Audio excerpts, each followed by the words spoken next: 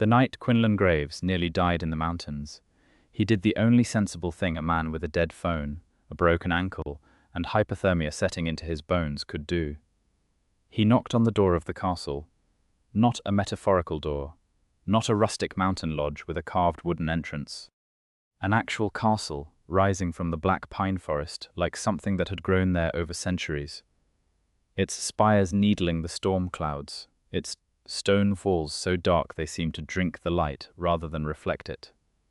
Quinlan had seen it from the highway before his rental car went spinning off the wet road, before the guardrail gave way like paper and left him skidding down the embankment. He'd seen the distant outline of towers through the rain and thought, as anyone sane would, that he was hallucinating from shock. He was not hallucinating. The gate was iron, 20 feet tall, wrought into impossible shapes that might have been vines, or might have been fingers. There was no intercom panel, no bell, no keypad. Just the gate and the stone pillars flanking it, and a long flagstone path leading up to enormous doors that looked as though they hadn't been opened since the last century. Maybe longer. Quinlan's ankle screamed with every step. He'd wrapped it in his belt, and he was soaked to the marrow. The temperature dropped another 5 degrees in the last hour, and the storm wasn't letting up. He hadn't passed another house for 12 miles. He had no signal, and his portable battery pack had gone down with the car into the gorge. He was 23 years old, and he was very seriously considering the possibility that he was going to die in Western Virginia, which was not the death he'd imagined for himself. He grabbed the iron gate with both hands and shook it once, twice. "Hello?" His voice came out thin, swallowed by the wind. He tried again, louder. "Hello, is anyone there? Please, I've been in an accident, I need help." Nothing. He pressed his face against the cold bars and peered up the path. The castle, it really was a castle, there was no other word for it, was dark, no lights in any window, no movement behind the glass, nothing to suggest anyone had been home in a very, very long time. Quinlan stepped back, tilted his head back, and shouted into the rain with everything he had. The gate opened. Not slowly, not with the grinding protest of neglected hinges. It swung inward with a smooth, heavy grace, as though it had been waiting for exactly this moment, as though the mechanism inside it had been perfectly maintained and perfectly coiled and only needed the right reason to release. The sound it made was not a creak. It was a single low note, almost musical. Quinlan stood very still. The path beyond was empty. The castle doors were still shut. The rain fell in silver curtains across the flagstones, and the pine trees at the edges of the grounds swayed in the wind, but nothing else moved. He could turn around. He could hobble back to the highway and wave down a car in the storm, and hope someone stopped before he collapsed. He could do the sensible thing. He walked through the gate. It closed behind him with that same soft final note. The path to the castle doors was longer than it looked, and by the time he reached them, Quinlan's teeth were chattering so hard he could barely think. He raised his fist to knock, and the door opened before his knuckles connected. The entrance hall beyond was vast and dark and cold, though not as cold as outside. There were candles, real wax candles, not electric replicas, burning in iron brackets along the walls, throwing orange light across stone floors that had been polished to a mirror shine. The ceilings disappeared into shadow above. There were paintings on the walls, large and formal, portraits of pale figures in clothing from different centuries. There were no power outlets visible, no light switches, no technology of any kind that Quinlan could see. He stepped inside, dripping on the polished stone, and said, "Hello?" again, because he was apparently committed to the word. The voice that answered came from the top of the staircase. "You are injured." It wasn't a question. Quinlan looked up. The man at the top of the stairs was the most arresting human being Quinlan had ever seen, and within 2 seconds of seeing him, Quinlan understood, on some bone-deep animal level, that the word human did not apply. He was tall, taller than seemed ordinary, with the kind of proportions that suggested something had been very deliberate about their arrangement. His skin was the precise white of fresh snow in morning light, not pale in the way of illness or winter kept people, but white as something fundamental, something that had always been this way. His hair was the same, white, long enough to brush his jaw, swept back from a face that was architecturally perfect and entirely without warmth. Yet his eyes were dark, so dark the iris and pupil blurred into something that looked almost black, and they were fixed on Quinlan with an attention so complete it felt physical. He wore a dark shirt, fine fabric, dark trousers. Nothing elaborate, nothing costumed. He looked like a man who hadn't needed to perform his authority through decoration in a very long time. He descended the stairs without hurrying and without taking his eyes off Quinlan, and when he reached the bottom, Quinlan had to resist the urge to step back. "The ankle," the man said, looking down briefly at Quinlan's makeshift belt wrapping, then back up. "How did it happen? Car accident." Quinlan's voice was steadier than he felt, off the highway. "About half a mile back, maybe a little more. I don't have a phone. I need to call someone. Emergency services, anyone." He paused. "I'm sorry, I knocked and the gate just opened. I didn't know if anyone was home." "Someone is home," the man said. "Right, yes, obviously."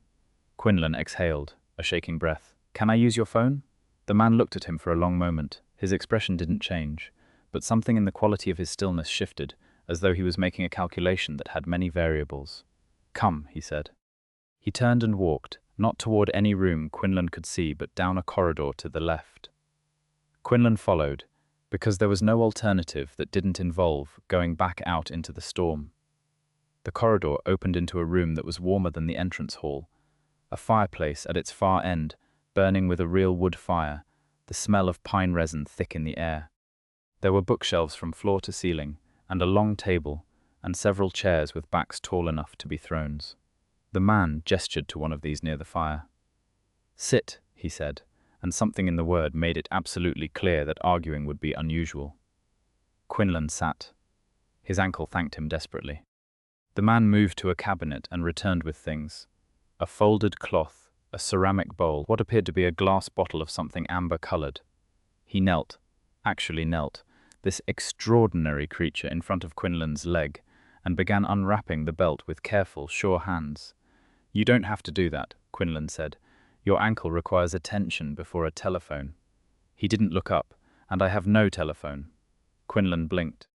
"You don't have a phone. I have no need of one."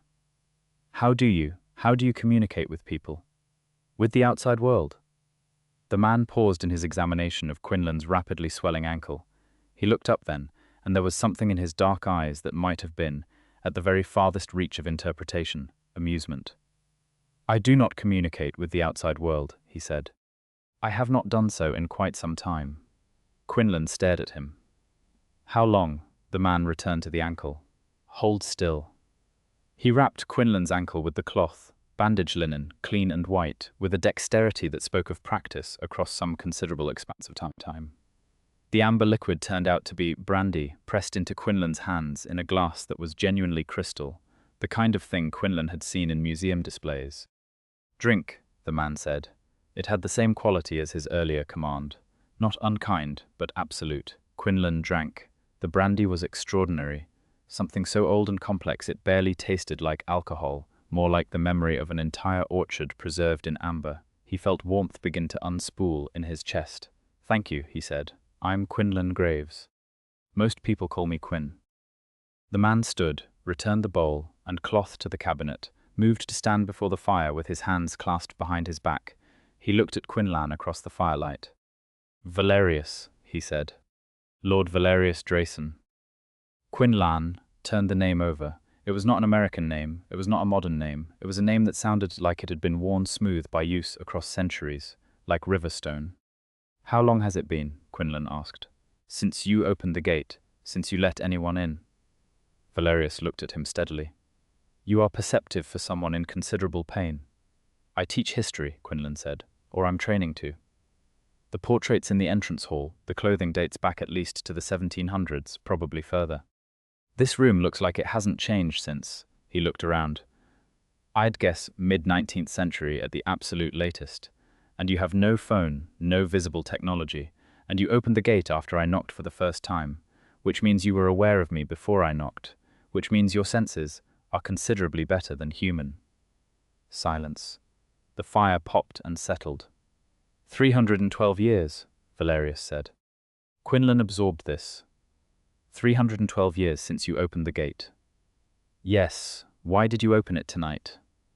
Valerius turned away from him and looked into the fire. His profile was extraordinary in the orange light, all clean angles, and that white hair, white skin, catching the warmth without seeming to absorb it. You were dying, he said, slowly but thoroughly. I could hear your heartbeat from the perimeter. It was irregular, concerning. You could hear my heartbeat? Yes. Quinlan set the crystal glass down carefully on the table beside him. His hands were steadier now. His brain was beginning to function at something approaching its normal capacity, which meant it was doing what it always did when confronted with impossible things. It started cataloguing evidence and drawing conclusions. Are you going to hurt me? He asked. Directly, because directness seemed appropriate. Valerius turned from the fire and looked at him with those dark eyes. No. Can I trust that? You are already inside my house, drinking my brandy with your ankle wrapped in my linen. Whether you trust it is somewhat academic at this point. It's not academic, Quinlan said. Trust is never academic. I'm asking because I want to know who I'm dealing with. I'm asking because you just told me you haven't opened your door in 3 centuries and I want to understand what kind of being I'm in the same room with. Something shifted in Valerius's face. Not softened. That wasn't the right word for him. But something changed, some small adjustment, as though Quinlan had said something unexpected. I have not fed on a human inn. Valerius paused, and it was the first time he'd hesitated a very long time. There are laws, old laws, that I observe. Vampire laws, Quinlan said. Yes, about not feeding on humans. About not feeding on humans without consent, and not killing, and not turning without consent, and a great many other things that took rather longer to develop than your current legal systems.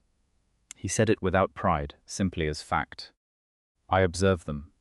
I have observed them even in isolation because they are correct, not because I require enforcement. Quinlan looked at him for a long moment. Then he said, Okay. Valerius blinked, which was apparently not what he expected. Okay? You heard my heartbeat from the perimeter and opened your gate. You could have let me die and no one would have known you were here. Instead, you let me in and wrapped my ankle and gave me brandy. You could have done otherwise. You didn't. Quinlan shrugged, which pulled at something sore along his ribs. I'll trust that until I'm given reason not to. Valerius studied him with an expression that had edges Quinlan couldn't read yet. You are very calm. I teach history, Quinlan said again. I've read about things like you my entire life. I thought it was mythology. Obviously, I was partially wrong. He paused. How old are you? That is a great many questions for a man who recently nearly died. I process things by asking questions. It's a coping mechanism. You can tell me to stop. I will not tell you to stop, Valerius said, and there was something in his voice that hadn't been there before. Something that wasn't warmth exactly, but was adjacent to it, was the shape that warmth left behind in stone after a long fire. He sat down across from Quinlan, in one of those thrown-backed chairs, and he answered the question. I was born in the year 1041, in what is now the Czech Republic. I was turned in 1072, when I was 31 years old. He said it the way one might recite a fact about a historical figure. Removed, precise, accustomed to the telling. I am 953 years old. Quinlan exhaled slowly. And you've been here, in Virginia, since when? Since 1698. I came from Europe. The old courts there had become, he considered the word, dangerous. Not for the reasons humans might imagine. Internal politics, old power struggles. I am not by nature a political creature, but others had decided I must be. I came here to be alone. For 300 years, for 312 years. The storm outside had deepened. Rain hit the windows in waves. The fire was the only sound for a moment, and Quinlan sat with the reality of this man, this being. Across from him, 900 years of solitude between them, and felt something he hadn't expected. He felt sad for him. Didn't you get lonely? He asked. Valerius looked at the fire. I had books, he said. It was not an answer, it was exactly an answer. Quinlan stayed for 3 days. He told himself it was the ankle. This was partially true. Valerius had confirmed, with a thoroughness that suggested medical knowledge acquired across many centuries, that the ankle was badly sprained but not broken, and that walking on it before 48 hours was inadvisable. The storm continued for a day and a half, making the highway inaccessible, even theoretically. But Quinlan also stayed because Valerius had books.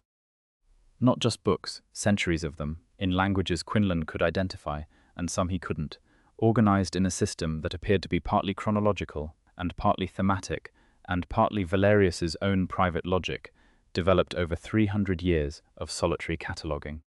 Quinlan stood in the library on the morning of his second day, his ankle elevated on a leather stool, a cup of tea at his elbow. Valerius did not eat or drink, but he had tea, black, for guests, a detail that made Quinlan oddly emotional, and ran his fingers along spines that contained marginalia from the 15th century. "You've read all of these," he said. "Many times." Valerius stood by the window, where the grey stormlight fell across him without harm. Daylight didn't appear to bother him, though he said direct sunlight was uncomfortable, not lethal. Another myth partially corrected. He had been explaining the mythology versus reality of vampire lore with the patient precision of someone who had spent 900 years being misrepresented and had opinions about it. "Do you have a preference?" Quinlan asked. "A period of history you find most interesting?" Valerius was quiet for a moment. "The 11th century," he said. "Naturally, my own time, though I understand I am biased. What was it like?" "Actually." He turned from the window. He looked at Quinlan as though weighing something. "Loud," he said. "It smelled terrible. People were frightened of everything they didn't understand, which was most things. And yet," he paused, "there was something about it, a quality of presence. Everyone was fully in whatever moment they inhabited, because the future was so thoroughly uncertain." He stopped again. "I have spent 9 centuries trying to articulate that quality, and it defeats me every time." Quinlan looked at him across the library. "You miss it. I miss aspects of it. As one misses a country one cannot return to." "What about the people?" Quinlan asked carefully. "From that time do you miss them?" A long pause, longer than the others. "There was a woman," Valerius said. "My wife, Lyrica. She died in 1089, before I could." He stopped. Started again. "I did not turn her. She did not want it. We had discussed it, and her reasoning was sound, and I respected it. She died at 64, which was a full life for that era. I was not with her at the end. I was, elsewhere, necessary elsewhere, dealing with something political. I always regretted that." Quinlan said nothing. Sometimes the right response was silence. "After her, I did not form connections of that kind." He said it without self-pity, simply as information. It seemed unwise. "The imbalance in lifespan makes it complicated. 900 years without anyone," Quinlan said softly. "I did not say without anyone. I said without connections of that kind." He turned back to the window. "In any case, it does not signify. You were asking about 11th century life." Quinlan let him redirect because Valerius had answered more than he'd intended to, and they both knew it. On the evening of the second day, Quinlan came downstairs from the guest room. A room clearly unused for centuries, but impeccably maintained, the dust having apparently never been allowed to accumulate, and found Valerius in the music room, seated at a harpsichord that looked older than the country they were in. He was playing. Quinlan stood in the doorway and did not make a sound, because what Valerius was playing was extraordinary. Not in the sense of technical precision, though there was that, but in the sense of grief and wildness, and something that had been kept inside too long and was finding its way out through the keys. It was not any composition Quinlan recognized, which meant Valerius had composed it himself. When it ended, Quinlan said very quietly, "I'm sorry for interrupting." He had not been startled. He'd known Quinlan was there. "You did not interrupt. I was finished." "Was that yours? Did you write that?" "Yes." "When?" 1743. Quinlan stepped into the room. "Will you play something else?" Valerius looked at him. Something moved behind his dark eyes. Then he turned back to the harpsichord and played. And Quinlan sat on the floor beside the instrument because there was no other seat in the room, and listened and felt the music settle into him like something coming home. The problem announced itself on the morning of the third day. Quinlan came downstairs to find Valerius standing very still in the entrance hall, looking at the front doors. He was not in the relaxed posture of a man at rest. He was in the very particular stillness of a predator attending to something. "What is it?" Quinlan asked. 3 vehicles on the highway, Valerius said. Stopped near where your car went off the road. They have been searching the embankment. He paused. They have not found you there. Quinlan processed this. They'll be looking for me. Someone will have reported the accident. The rental company tracks the cars by GPS. He ran a hand through his hair. I need to contact them. Let them know I'm alive. Yes. Valerius turned from the door. His expression was composed but had a tightness at the edges. You should go to them. The words were correct. The tone was not quite correct. Not quite aligned with the words. Valerius, Quinlan said, your ankle will bear the walk. It has improved considerably. He was moving toward the cabinet now, efficient, purposeful. I will give you what you need for the cold. The storm has passed. Valerius. He stopped. Quinlan walked, slowly, still careful on the ankle, to where Valerius stood. He looked up at him, because Valerius was taller, and said, I'd like to come back. Silence, absolute silence, except the house settling around them. You live, Valerius began. In Charlottesville. An hour and a half from here, maybe 2. Quinlan held his gaze. I'd like to come back, if you'd allow it. The line of Valerius's jaw was very clean in the morning light. His eyes were doing something complicated that he had a lot of practice at not showing. I would not discourage it, he said finally. That's the most restrained, enthusiastic answer I've ever received, Quinlan said. Something happened to Valerius's mouth that wasn't quite a smile. It was the suggestion of a smile in the future tense. Go, he said. Before they begin searching the forest, he walked Quinlan to the gate himself. He opened it with his hand on the iron, and Quinlan walked through and turned back to look at him standing inside. This white-haired, white-skinned figure in the morning light, 900 years old, 300 years alone, standing at a gate he'd just opened for the second time. 3 weeks, Quinlan said. I'll come back in 3 weeks. Friday evening? Valerius said nothing, but he stayed at the gate until Quinlan was out of sight. Quinlan went back in 3 weeks, and the week after that, and the week after that. He bought a better car, with 4-wheel drive, because the road to the castle wasn't marked on any map and required navigating a dirt track through forest that turned unpleasant in bad weather. He brought things, not gifts exactly, because the word felt wrong for Valerius, who had no need of objects and no tolerance for sentiment expressed through material means. He brought things that were useful. A book he'd found in a university archive that contained a first-person account of the 11th century Bohemian court, which Valerius read in a single evening with an expression of intense concentration that occasionally broke into what might generously be called quiet outrage at the inaccuracies.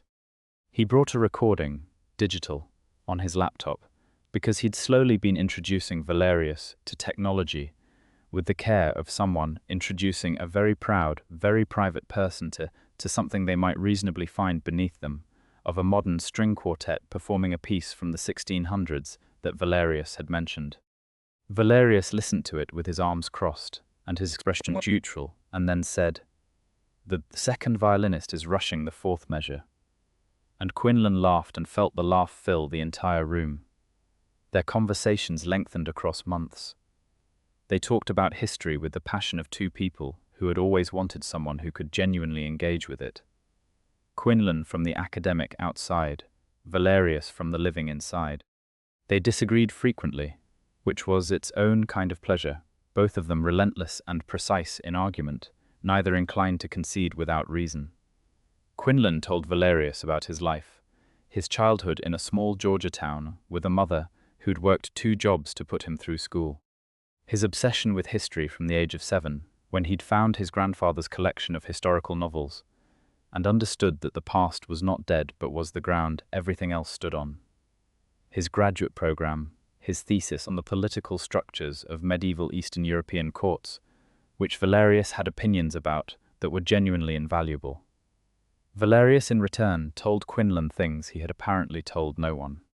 About the politics of the European vampire courts, a shadow network of old houses that had operated alongside human civilization for millennia, largely invisible, occasionally catastrophic. About the reason he'd truly left, which was not just general distaste for politics, but something more specific.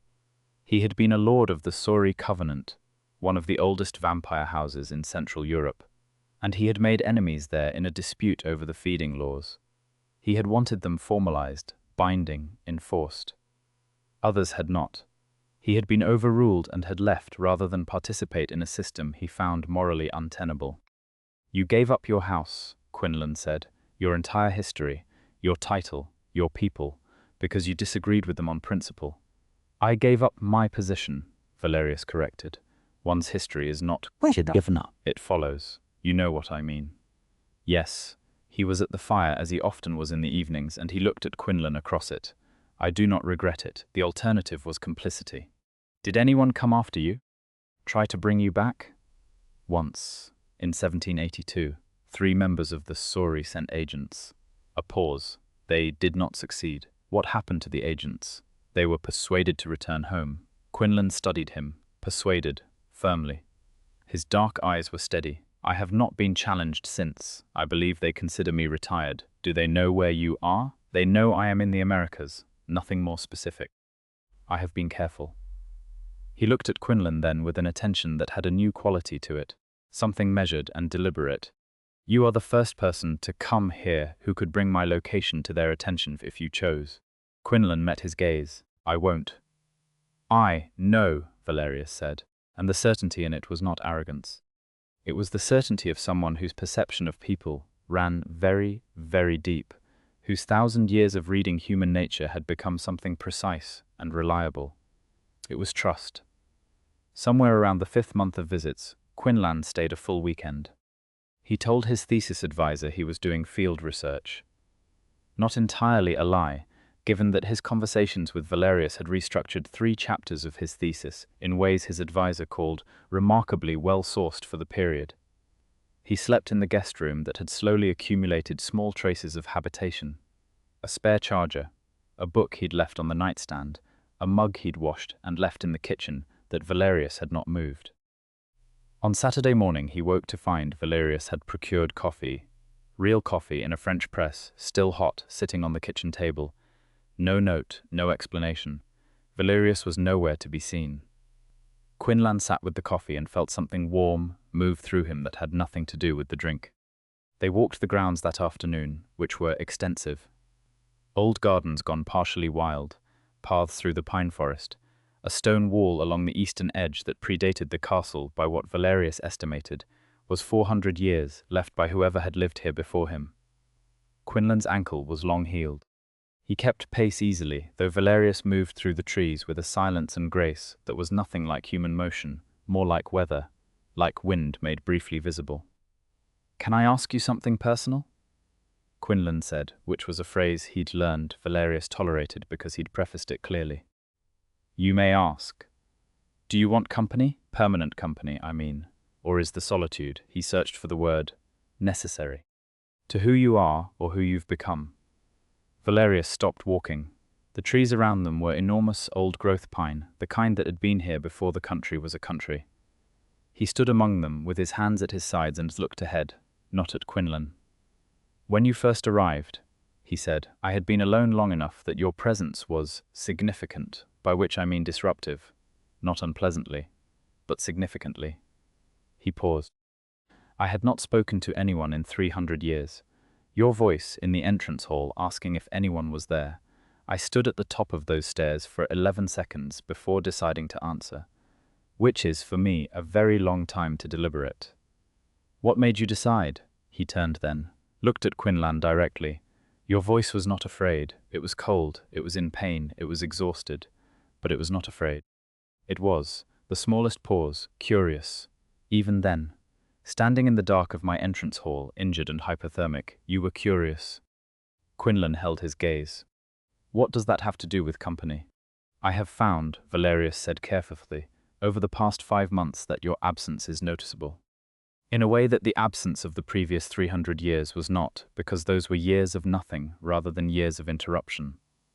Quinlan's heart was doing something he was trying very hard not to let his face report. "You're saying you miss me when I leave?" "I am saying your absence is noticeable. Valerius, that's the same thing." He looked away into the trees. "Yes," he said. "It is." That was the night Quinlan stayed later than he intended, and they were in the library, and the conversation had wound down into the kind of quiet that was its own form of talking, and Quinlan fell asleep in the chair with a book open on his chest. He woke to find a blanket over him, and the fire built up, and Valerius seated across the room at his desk with a letter he was writing by candlelight, and for a moment the sight of it. This ancient being keeping watch, quiet and certain, his white hair falling forward slightly as he wrote, was the most beautiful thing Quinlan had ever seen. He pretended to still be asleep and watched, and felt the thing he'd been circling for 5 months arrive in his chest like a hand closing around something precious. He was in love with Valerius Drayson. The trouble came in February. Quinlan arrived on a Friday evening to find the gate already open, which was new. Valerius opened it as he heard the car, a small courtesy that had developed without comment. But this evening Valerius himself was standing at the gate, not at the door, and his expression was the carefully neutral mask it became when something required management. "Something has happened," Quinlan said, getting out of the car. "Come inside." "Inside," Valerius told him. 2 nights ago, a scout, a vampire young by their standards, perhaps 200 years old, had come to the edge of the property and stood at the perimeter watching the castle. He had not attempted to enter, he had withdrawn before dawn. "From the courts?" Quinlan asked. "Almost certainly. The Sori court, or one allied with it. He was standing at the window, looking into the dark. Either they have found me, or they have been sent to verify a rumor. A rumor started by someone who was seen coming here regularly." Quinlan put the pieces together. Me, possibly, or a satellite image, or any number of other means. I cannot know yet. He turned. "I want you to understand something. These courts, they are not uniformly dangerous to humans, but they are not uniformly safe either. There are factions among them that regard humans as a resource and the laws governing interaction as negotiable. And if they know I come here, if they think I matter to you, you would be leverage." He said it directly, without evasion. "Which is why I must ask you clearly and with full information whether you wish to continue coming here, knowing what that may invite." The fire was very loud in the silence. Quinlan crossed his arms. "Are you asking me to stop coming? I am giving you the information necessary to make your own decision." "That's not the same thing. Are you asking me to stop?" Valerius looked at him across the firelit room. "No," he said, and it was very quiet and very certain.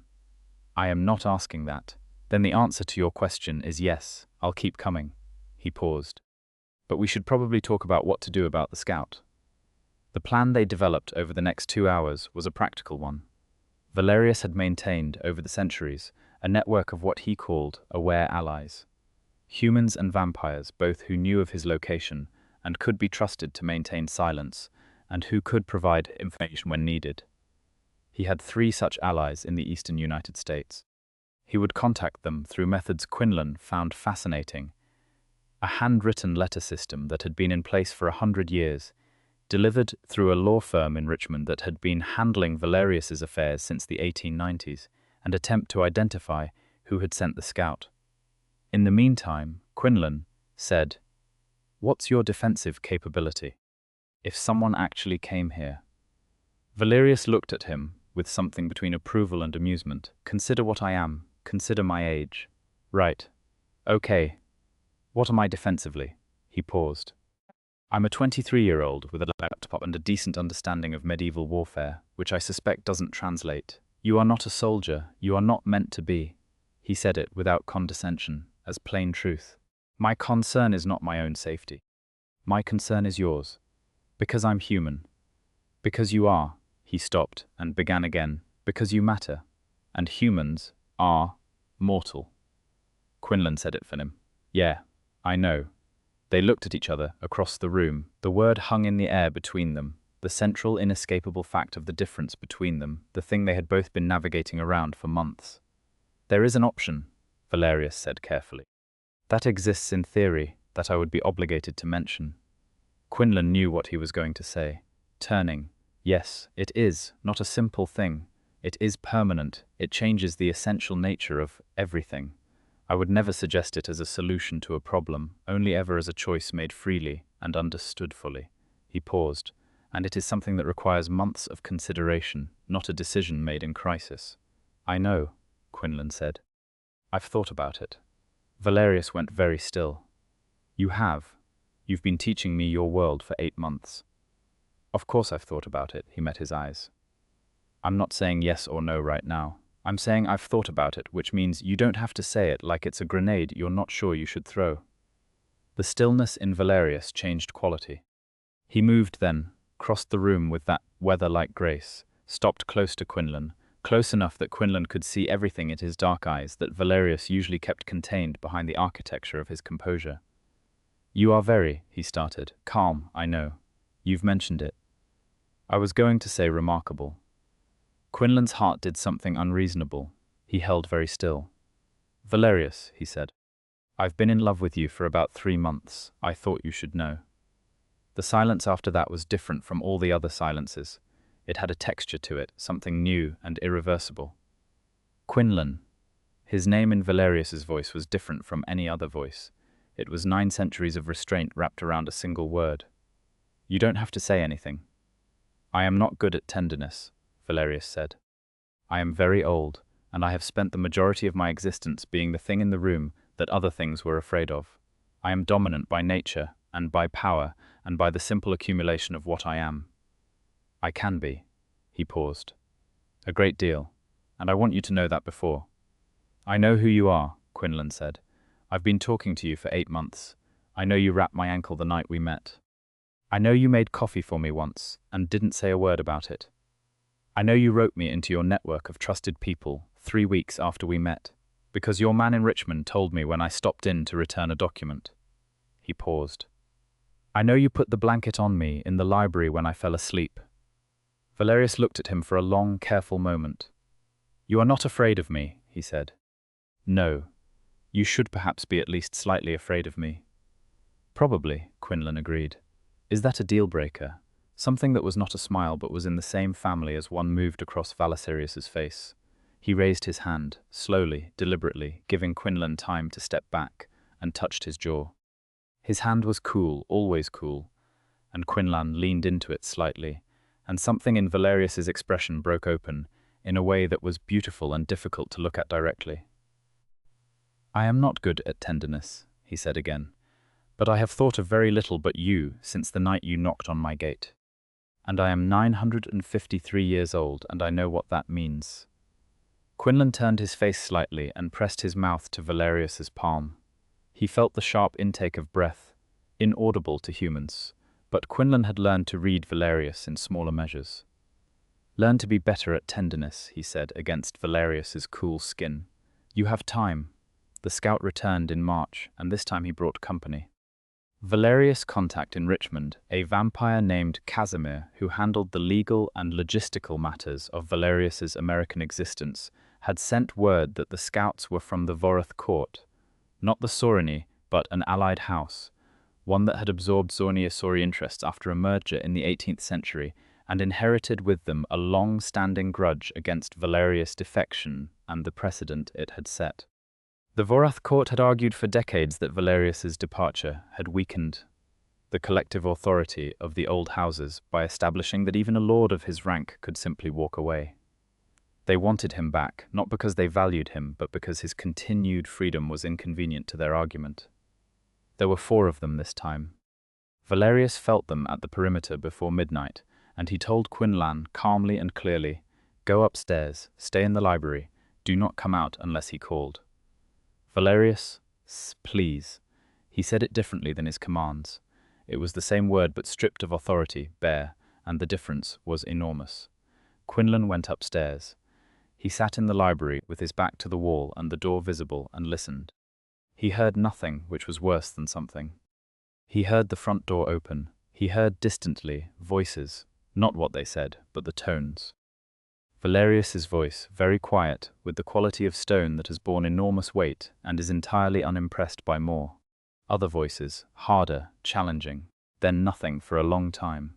Then Valerius's step on the stairs. He appeared in the library doorway. His expression was composed. There was a small cut above his right eye that was already healing as Quinlan watched, closing, seeming shut, gone in seconds.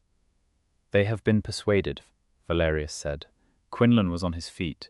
He crossed the room and took Valerius's face in both hands and examined the healed place as his eye, which was now only a faint line. "Are you all right? The cut was?" "I'm not asking about the cut." He held his face and looked at him. "Are you all right?" Valerius closed his eyes for a moment. When he opened them, they were very close. "I have been better in the last hour than I have been in the preceding 300 years, he said. "Because in the last hour, someone was upstairs waiting for me." Quinlan exhaled. He pressed his forehead against Valerius's, cool skin, the strange, smooth, unchanging temperature of him, and felt Valerius's hands come to his waist, steady and certain. "What did you say to them?" Quinlan asked. "I reminded them that the Voroth Court's authority does not extend to American territory by the terms of the 1881 Covenant, which I helped draft and which they ratified. I reminded them that my departure from the Shorani was a private matter, with no legal standing for remedy after more than 200 years. And I informed them that any further incursions would be reported to the Western Accord, which is the governing body for vampire law in this hemisphere, and that I had standing to do so as a former lord of the old courts." He paused. "They were persuaded." "Firmly persuaded?" "Firmly." Quinlan pulled back enough to look at his face. "And the long term? Will they come back?" "It is possible. The Voroth Court is stubborn and they have old grievances." He met Quinlan's eyes. "Which is why I have decided to contact the Western Accord myself, formally, and register my presence and my standing. I have been invisible for 300 years. Invisibility has its advantages, but it also means no protection under the law." He paused. "Having someone who comes to my gate and stays and waits upstairs changes the calculation." "You're coming back to the world," Quinlan said. "Because of me. I am re-engaging with one dimension of it." His hands were still at Quinlan's waist. "I find I have reasons to care about safety protocols." "Very romantic," Quinlan said.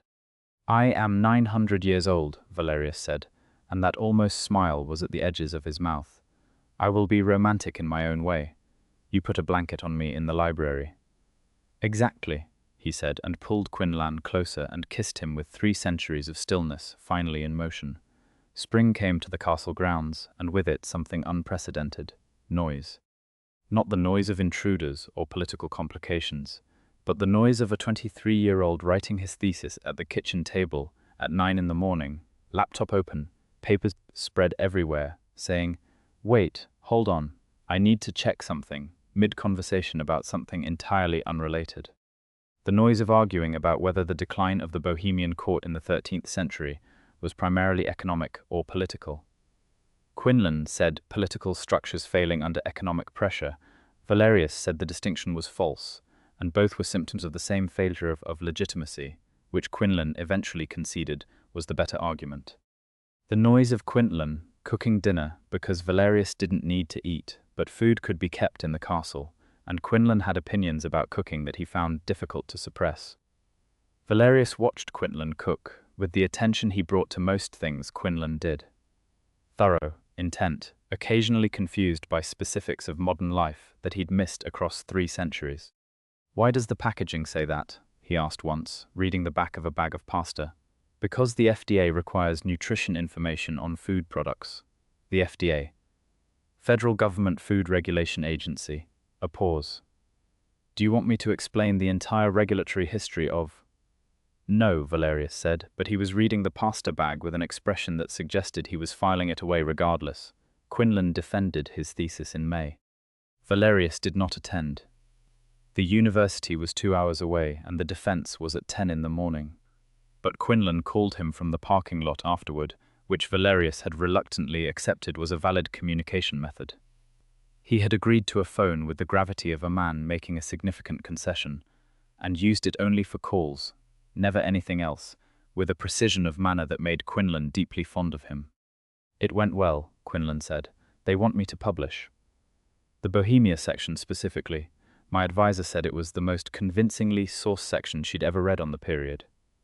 "It was accurately sourced," Valerius said. "I cited you as a primary source. Anonymous personal interview conducted 2024, subject identifying as a contemporary of the period." She thought I was being poetic. A pause on the line. "You cited me." "Well, you are a primary source." Quinlan. His voice had the quality it had late in the evenings, the one that wasn't quite soft, but was heading somewhere in that direction. "I'll be there tonight," Quinlan said. "I have champagne. You don't drink champagne, but I feel the occasion warrants it." "It warrants it," Valerius said. "Come soon." The question of the future existed between them like a piece of furniture they navigated around. Acknowledged, present, not yet the subject of direct conversation. But in June, when Quinlan's lease was ending and his academic position was beginning, a junior research fellowship at the university that would keep him in Virginia for at least 2 years, he sat down with Valerius in the library and said, "I want to talk about the thing we've been not talking about." Valerius set his book down. "The imbalance. I'm 23. You're 953. You will watch me get old and die unless something changes." He paused. "I've thought about it for a long time. I've researched everything I could find, which is limited because most of it is mythology, and you're the only primary source I have access to." He met Valerius's eyes. "Tell me everything, honestly, without protection, without trying to make it seem one way or another. What is it actually like? Being what you are." Valerius was quiet for a moment, then he told him. He told him about the hunger, not overwhelming, not monstrous, but ever-present, a background frequency that had to be managed. He told him about the laws governing it and how he observed them, the ethically sourced blood supply systems that now existed through the Western Accord, modern and regulated, nothing like the stories. He told him about the loss. Everyone mortal eventually lost, and the accumulation of that loss across centuries was not romantic, but was real and heavy and required a specific kind of inner architecture to bear. He told him about the things that were extraordinary. The clarity, the depth of perception, the way time opened up, the way music sounded across a 900-year span of hearing it. "It is not a perfect existence," Valerius said. "It is a long one, and long and perfect are not synonyms." "But it's yours," Quinlan said, "and you're not sorry you have it." "I am not sorry," he paused. "Though I spent 300 years alone in these rooms, questioning that." "You're not alone now." "No," Valerius said, and looked at him with the full weight of what was in his eyes, which was 953 years of accumulated perception, all focused on one person. "I am not." Quinlan came to the castle that August with his books, not all of them, a carful of the essential ones, the ones he reached for constantly, the ones that were reference and comfort and tools simultaneously. He had spoken to his landlord. He had spoken in careful generalities to his thesis advisor about the possibility of remote work. He had thought about it with the thorough, systematic attention he brought to historical arguments and had arrived at a conclusion. "I'd like to live here," he told Valerius, "if you'll have me. Officially. Not visiting. Living." Valerius stood in the entrance hall looking at the carful of books through the open door with an expression that was entirely unreadable for approximately 4 seconds, which was an eternity for him. "I have spent 312 years alone in this castle," he said. "I know. It has been organized in a particular way. There are systems. I know. I'll work around the systems." "You left a mug in the kitchen in October, and it has been there for 9 months," Valerius said. "Did you move it?" A pause. "No." "So the mug is part of the system now," Quinlan said. The not-quite smile moved across Valerius's face, the realest one Quinlan had seen, the one that showed in his eyes before anywhere else, the one that had probably not had much occasion to emerge for 3 centuries and was still learning the shape of itself. "Yes," Valerius said. "I suppose it is." He helped carry the books inside. The Western Accord business resolved in September. Valerius's formal registration had prompted, as anticipated, a response from the Vorath court. A formal complaint filed through Accord channels, challenging Valerius's American, standing on the grounds that he remained technically a lord of the Sori lineage and was subject to their authority. The Accord deliberated for 6 weeks. Their ruling was definitive. Valerius's departure from the Sorini covenant in 1712 had been within his legal rights as established by the pre-Accord codes to which the Sorini had been subject. His subsequent establishment of independent residence and 3 centuries of non-interference satisfied all conditions for sovereign recognition under Western Accord law. The Vorath complaint was dismissed. Valerius was recognized as an independent lord of the Western Accord, with the protections and standing that entailed. Casimir delivered the ruling in person. His first visit to the castle in 40 years, he noted, which Valerius acknowledged with the grave courtesy of a man who could not quite say he was glad to see someone, but managed to convey something adjacent. Casimir was old, for a vampire, perhaps 500 years, with the ash-white hair and marble-white skin that Quinlan had come to understand as simply the way they looked, ageless and particular. He looked at Quinlan with the perceptive attention of his kind, and something in his expression shifted toward what might have been approval. 300 years, Casimir said to Valerius, over a glass of brandy that Quinlan poured, and neither of them drank. I told you it would be worth the patience. You told me nothing of the sort, Valerius said. I'm telling you now. In retrospect. Retrospect is still valid. Casimir nodded at Quinlan with the slight deference that Quinlan had learned was a meaningful gesture in vampire social codes. The document is here. Sign it and you're formally recognized. Your property, your person, and anyone under your protection.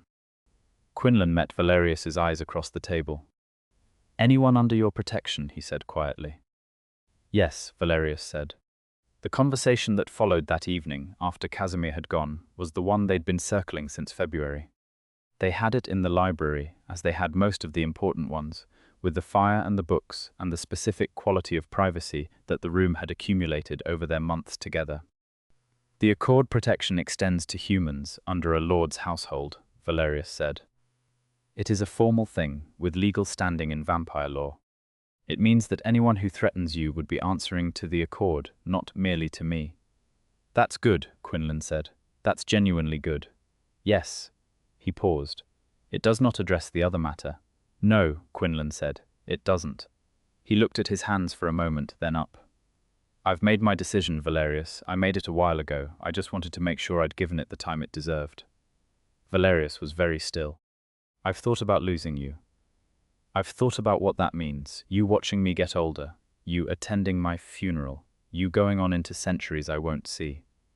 He kept his voice steady because he meant to be clear. And I've thought about what it means the other way. I've thought about everything you told me, all of it. The hunger, the loss, the long architecture of it.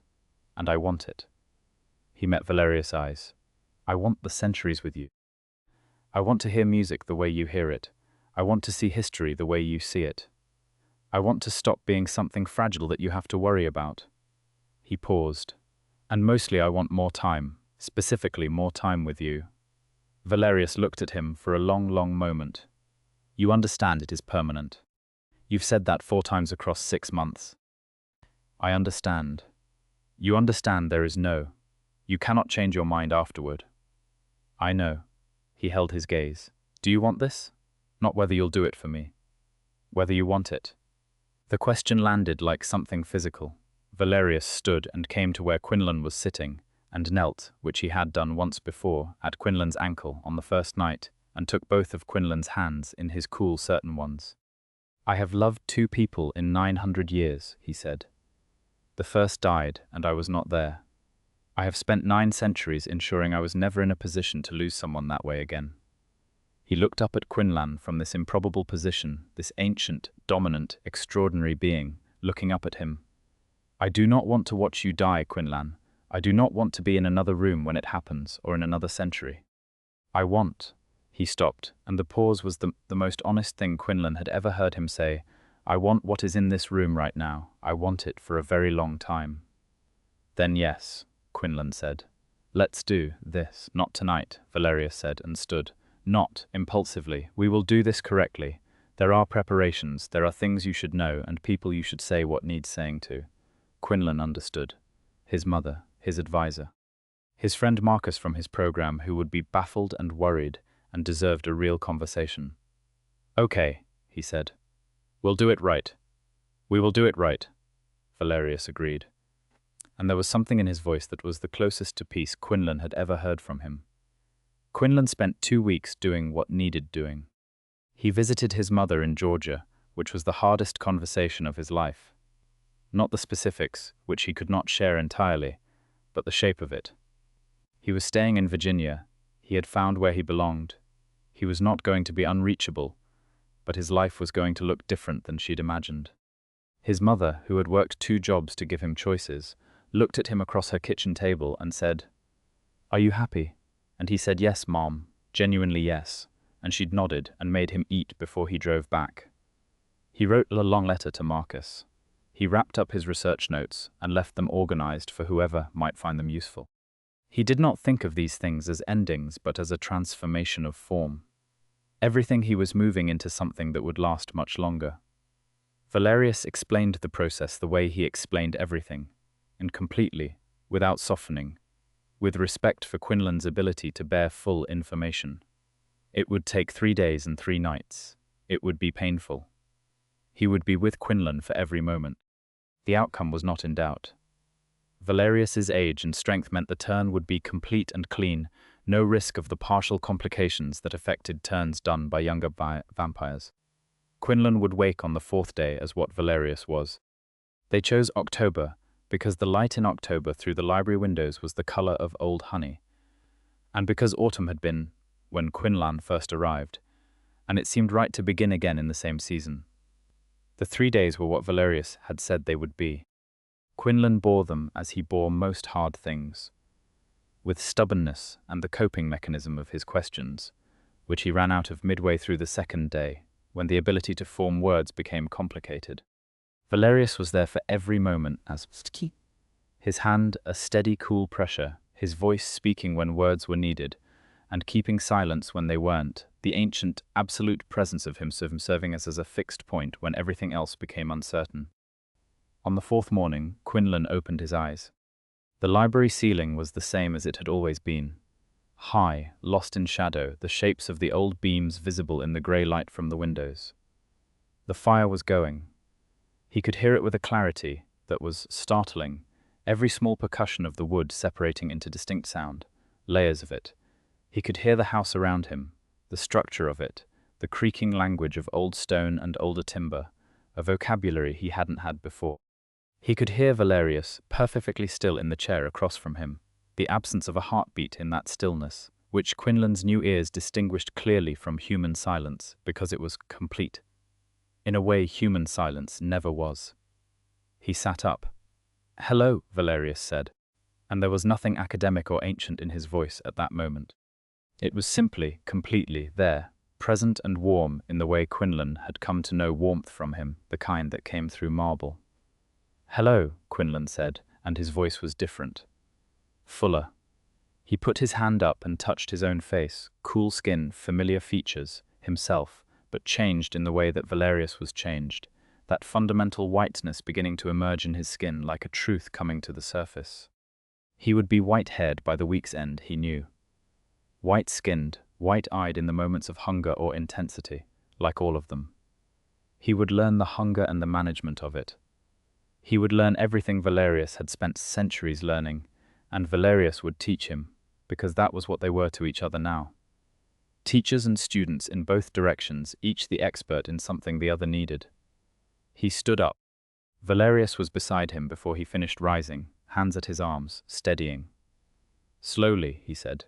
"Your sense of balance is recalibrating. The senses all come in differently than you expect." "It's loud," Quinlan said. "Everything is loud, yes. That resolves in several days." He didn't let go. His hands on Quinlan's arms were not tentative. They were sure and steady, the grip of someone who was not afraid of what they were holding. "How do you feel?" Quinlan considered the question honestly. He felt extraordinary. He felt like himself and like something vastly more than himself simultaneously, like a chord where before there had been a single note. He felt the grief of what he'd given up, the mortality that had been his since his first breath and was now gone, and he felt it as real and worthy of acknowledgement.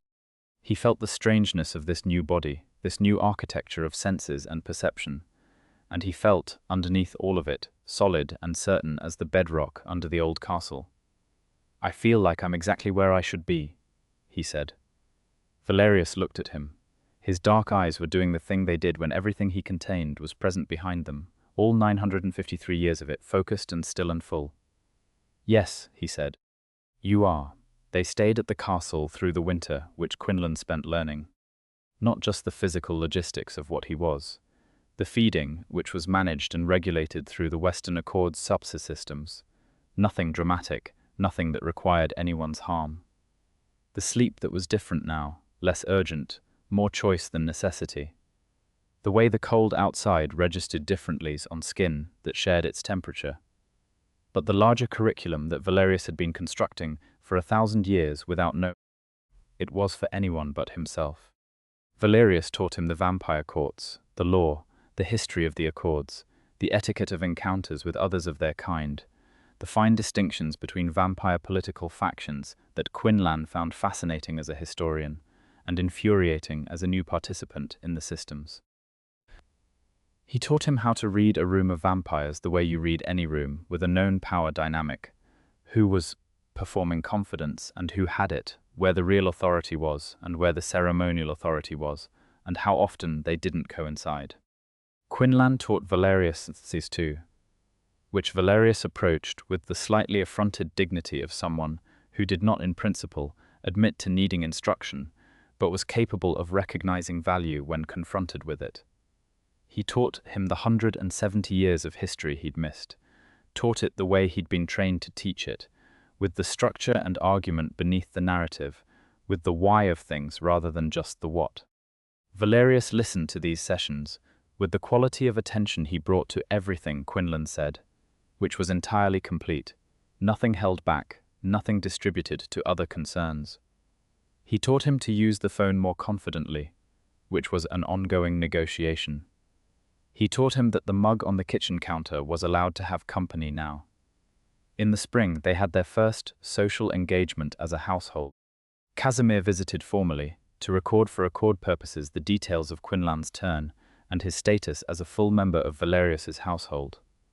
He arrived with the particular accord documentation, handwritten on linen weight paper, because old institutions die hard, and a bottle of something from his private cellar that was older than the United States. He looked at Quinlan with the perceptive attention of his 5 centuries and said quietly while Valerius was in the next room, "He has not looked like this in all the years I have known him." "Like what?" Quinlan asked. "Like he is inhabiting the same century as everyone else." He paused. "Like the centuries have stopped accumulating separately and started meaning something." Quinlan looked through the doorway to where Valerius stood at his desk, handling some accord document with his usual composed efficiency. "He's the most extraordinary person I've ever met," Quinlan said. "Yes," Casimir said. "He is. Don't let him know I said that. He's insufferable about compliments." "He pretends to be," Quinlan said. Casimir looked at him with something that was unmistakably warmth. "Yes," he said, "he pretends to be." On a Friday evening in October, exactly 1 year after a man with a broken ankle and a dead phone had stood at an iron gate in a rainstorm, Valerius and Quinlan were in the library. It looked mostly the same as it always had, the fire, the books, the high ceilings. But there was Quinlan's laptop on the desk beside Valerius's handwriting. There were 2 mugs on the kitchen counter. There were Quinlan's books interspersed with Valerius's on the shelves, organized according to a system they'd developed together, chronological by publication but cross-linked by subject, which had required 3 weeks of negotiation and several genuinely impassioned arguments that had ended with both of them laughing in a way neither of them had done much of before finding each other. Valerius was reading. Quinlan was at the desk, writing something for the Western Accord. He'd been asked to consult on the historical documentation of their charter founding, which was work that suited him so perfectly it felt like a joke. "Valerius," he said, without looking up from the document. Valerius said, which was a sound he'd only relatively recently begun making, having discovered that not every response required the full weight of his articulation. "It's been a year." A pause in the turning of pages. "Yes, you opened the gate. You knocked." He turned a page. Loudly. "You could hear my heartbeat from the perimeter. You knew I was there before I knocked. I opened the gate when you knocked." The knocking was the relevant variable. "The knocking was the relevant variable," Quinlan repeated, and now he was smiling, and he turned in the chair to look at Valerius across the room. Valerius was watching him over the top of his book, those dark eyes that had watched 9 centuries pass now fixed on Quinlan with the same complete, focused, permanent attention. "What would you have done if I hadn't knocked?" Valerius considered this with what appeared to be genuine seriousness. "I believe," he said finally. "I would have opened the gate anyway, eventually." "That is extremely romantic for someone who once told me he wasn't good at tenderness." "I am improving." He set the book down. "I have had some encouragement."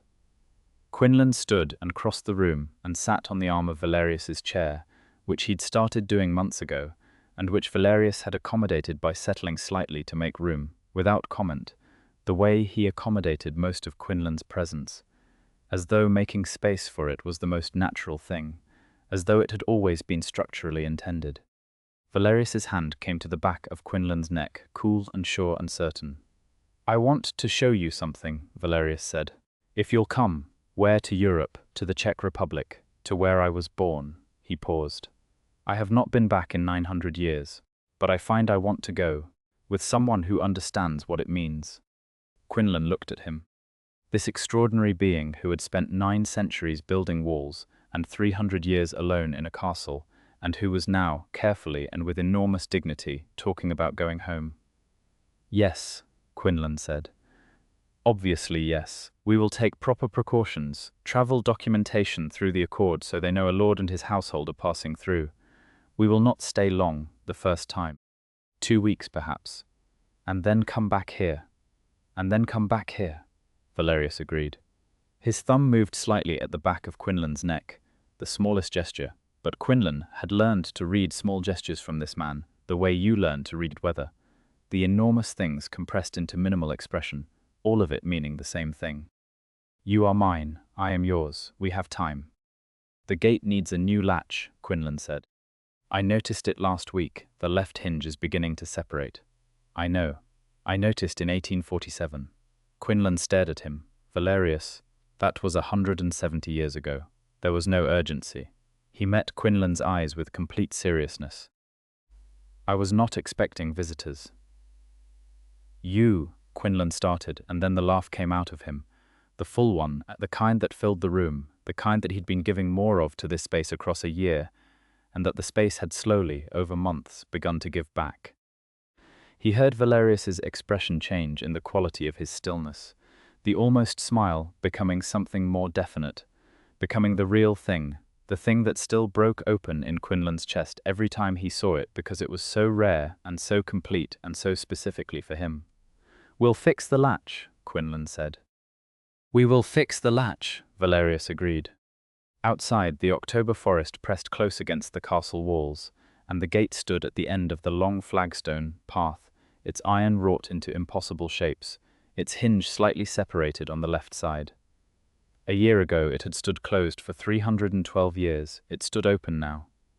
Not all the way, not flung wide in dramatic welcome, just enough. The gap of a person who had knocked and been let in, and had stayed and had changed everything.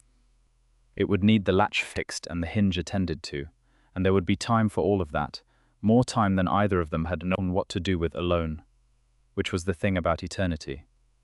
It became bearable, became beautiful, the moment you stopped spending it by yourself. The fire burned in the library. The books were arranged on the shelves according to a system that took 2 people to maintain.